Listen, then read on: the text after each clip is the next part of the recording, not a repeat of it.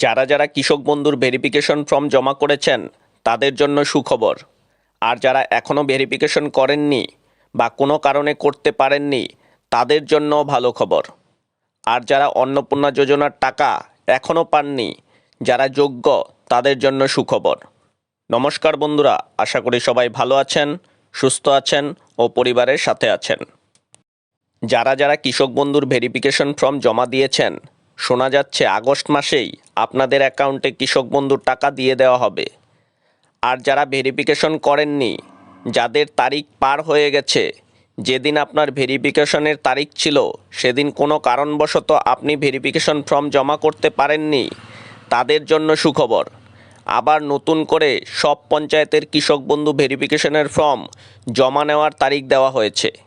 এই মাসের 30 তারিখ পর্যন্ত ভেরিফিকেশন চলবে। আপনি আপনার কৃষি দপ্তরে যোগাযোগ করে আপনার কবে জমা নেবে তারিখটি জেনে আপনার ভেরিফিকেশন ফর্মটি তাড়াতাড়ি জমা করে দিন। কারণ শোনা যাচ্ছে আগস্ট মাসেই যোগ্য কৃষক বন্ধুদের টাকা দেওয়া হবে। যদি আপনি কৃষক বন্ধু ভেরিফিকেশন ফর্ম জমা না করেন তাহলে আপনি কৃষক বন্ধুর টাকা পাবেন না। এটা ছিল কৃষক বন্ধু আপডেট। আর অন্নপূর্ণা যোজনার মায়েদের জন্য সুখবর। আপনারা যারা যারা যোগ্য তাদের সবাইকে অন্নপূর্ণা যোজনার 3000 টাকা দেওয়া হবে। আপনারা কোনো চিন্তা করবেন না। যাদের টাকা ঢুকেনি, অঙ্গনওয়াড়ি কর্মীরা আপনাদের কাছে যা যা ডকুমেন্টস চাইছে সব জমা করে দিন। আগস্ট মাসের 30 তারিখ পর্যন্ত অন্নপূর্ণা যোজনার ভেরিফিকেশন চলবে, তাই চিন্তা করবেন না।